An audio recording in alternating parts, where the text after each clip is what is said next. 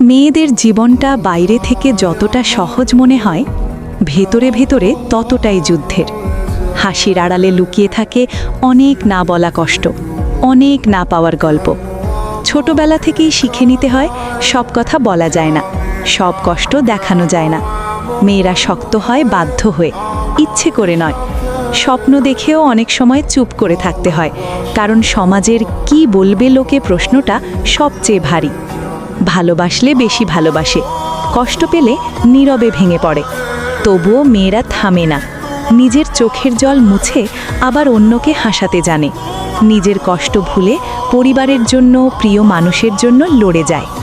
মেয়েদের জীবন মানে শুধু ত্যাগ নয়, এটা সাহস, ধৈর্য আর নিঃশব্দ শক্তির গল্প, যা সবাই বুঝে না, কিন্তু যার ভেতরে পুরো একটা পৃথিবী লুকিয়ে থাকে।